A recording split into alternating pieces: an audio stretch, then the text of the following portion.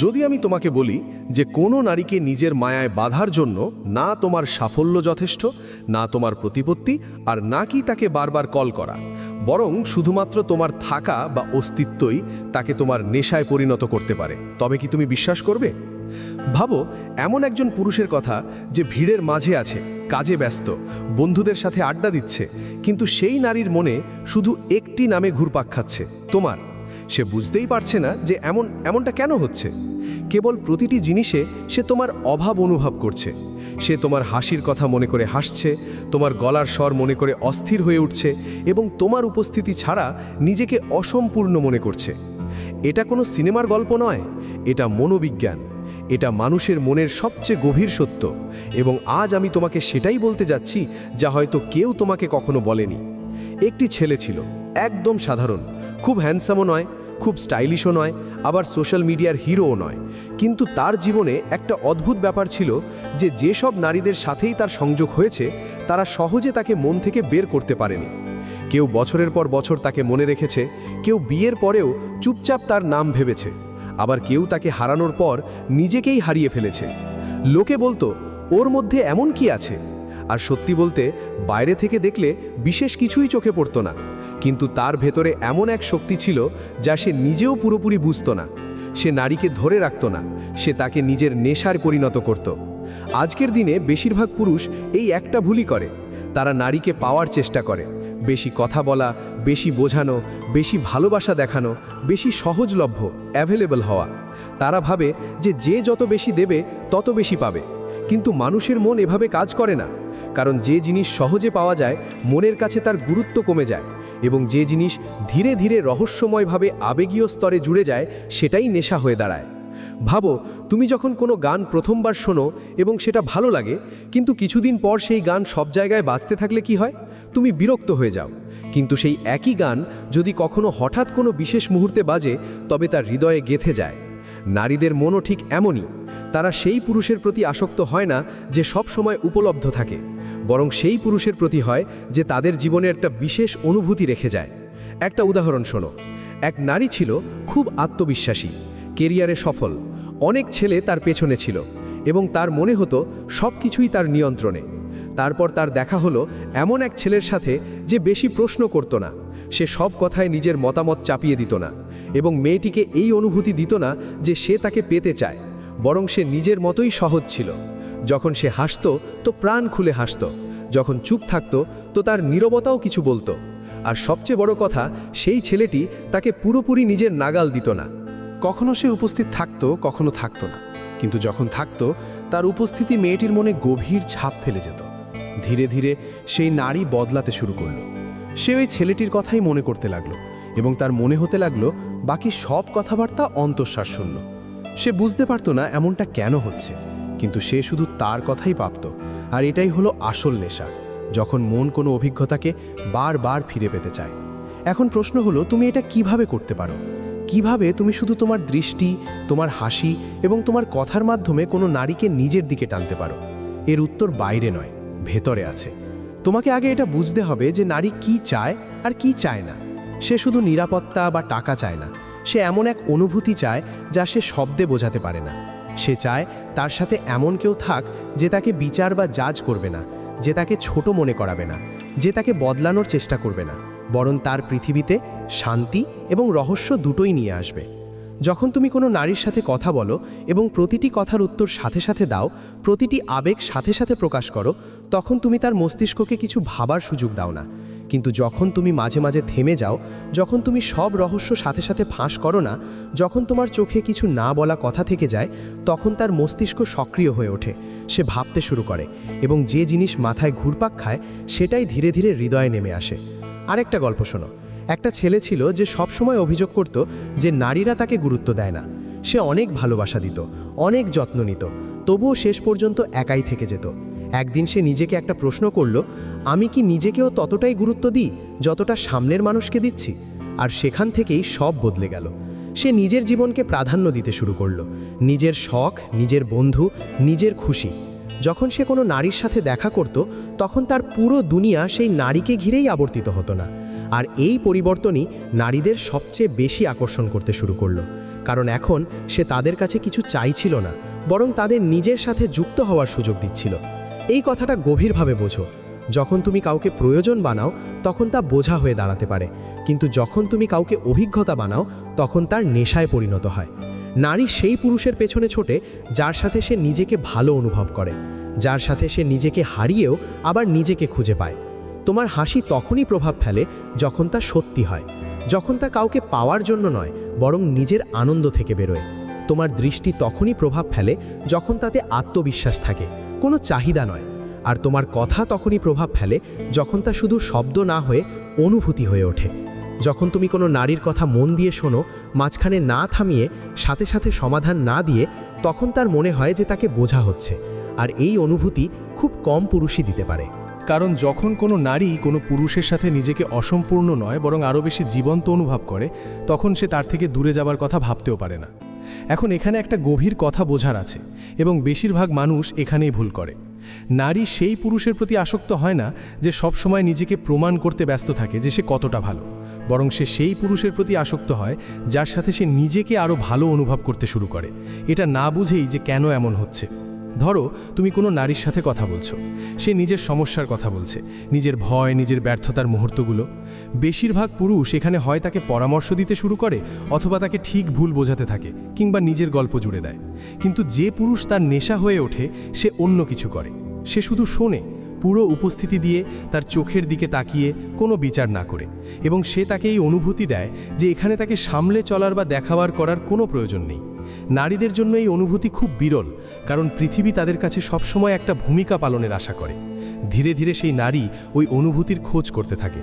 অন্য কারোর সাথে কথা বলে সে আর সেই শান্তি পায় না, আর না জেনে না বুঝে তার মন সেই পুরুষকে নিরাপদ স্থান মনে করতে শুরু করে। আর এখান থেকেই মানসিক আসক্তির শুরু। এখন আরও একটা সত্যি কথা শোনো, নারীরা তার পেছনে ছোটে না যে নিজে তাদের পেছনে ছোটে, তারা সেই অনুভূতির পেছনে ছোটে যা তাদের নিজের কাছাকাছি নিয়ে আসে। তাই যখন তুমি সবসময় মেসেজ করো, সবসময় জিজ্ঞেস করো কি করছো, কোথায় আছো, কার সাথে আছো, তখন তুমি তার মস্তিষ্ককে বিশ্রাম দাও না। কিন্তু যখন তুমি নিজের জগতে ব্যস্ত থাকো, যখন তুমি উত্তর দিতে মাঝে মাঝে দেরি করো, কোনো গেম না খেলে, কোনো ড্রামা না করে, শুধু এই কারণে যে তুমি তোমার জীবন নিয়ে ব্যস্ত, তখন তার মনে একটা শূন্যস্থান তৈরি হয়। আর মস্তিষ্ক শূন্যস্থান পছন্দ করে না, সে সেটা পূরণ করার চেষ্টা করে, এবং সেই জায়গাটা তোমার স্মৃতি দিয়ে ভরে যায়। একটা উদাহরণ ভাবো, যদি কেউ তোমাকে রোজ প্রতি ঘন্টায় কল করে, তবে কিছুদিন পর তোমার দম বন্ধ লাগতে শুরু করবে।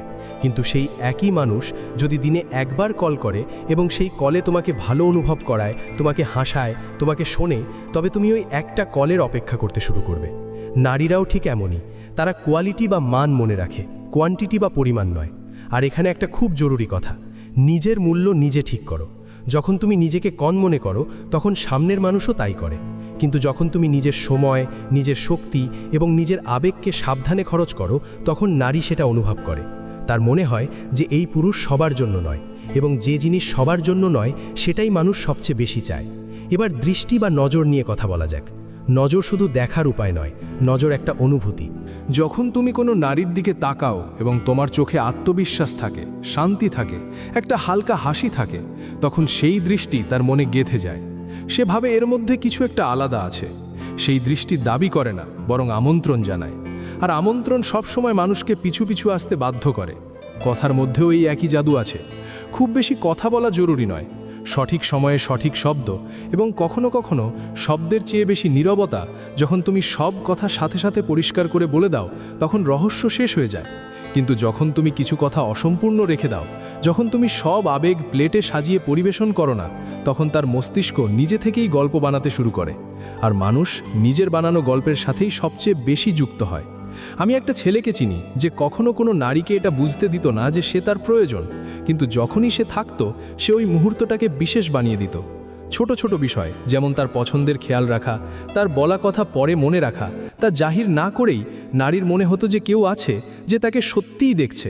আর এই দেখার অনুভূতি নারীকে বেঁধে ফেলে।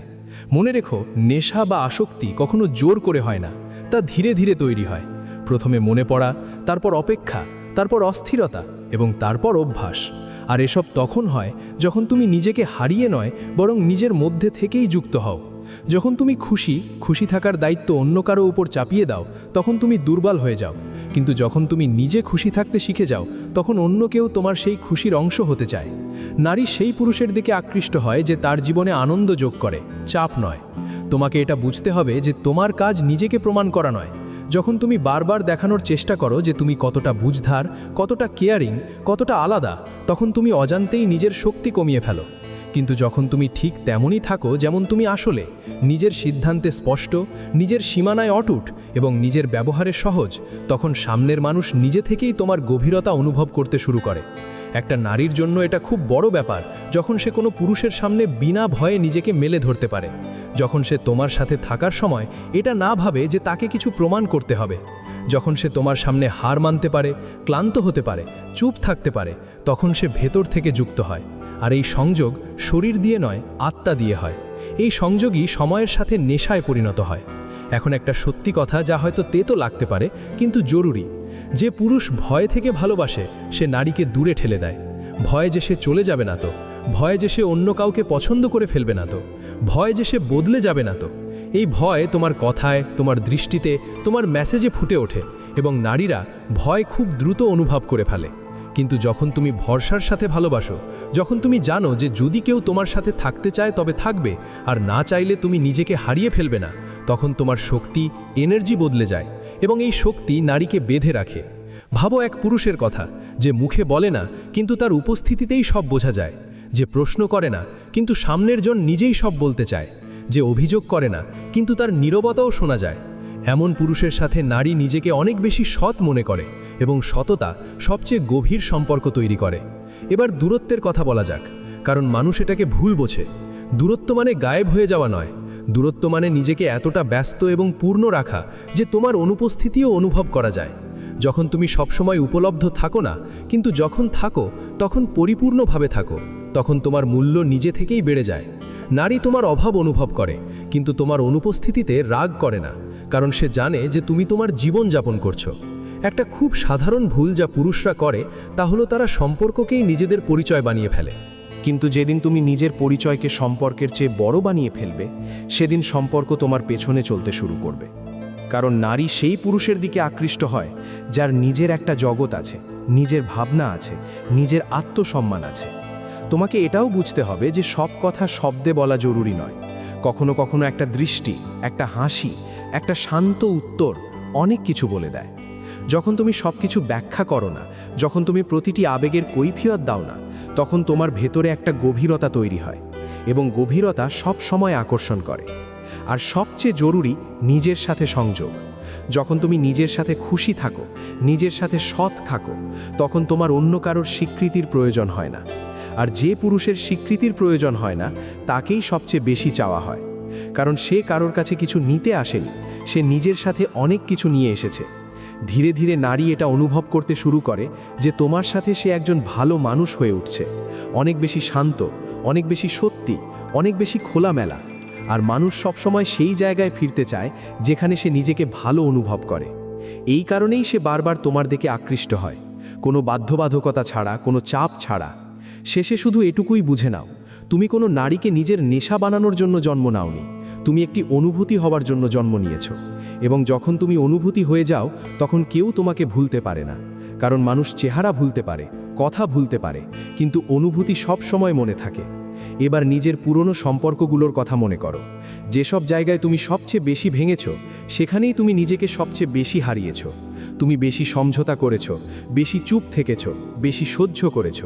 আর হয়তো এটাই ভাবতে থেকেছ যে যদি আমি একটু বেশি ভালো হই, একটু বেশি মানিয়ে নিই, তবে সে থেকে যাবে।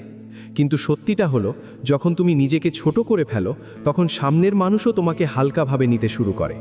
তাই সবচেয়ে প্রথম পরিবর্তন বাইরে নয়, ভেতর থেকে আসে। যখন তুমি নিজের জন্য দাঁড়াতে শেখো, রাগ ছাড়া, ড্রামা ছাড়া, শুধু শান্তভাবে, তখন তোমার কথার ওজন বেড়ে যায়। একটা শান্ত না অনেক সময় হাজারটা সমঝোতার চেয়ে বেশি শক্তিশালী হয়। আর নারী সেই পুরুষকে সম্মান করে যে নিজের সীমানা না জানে।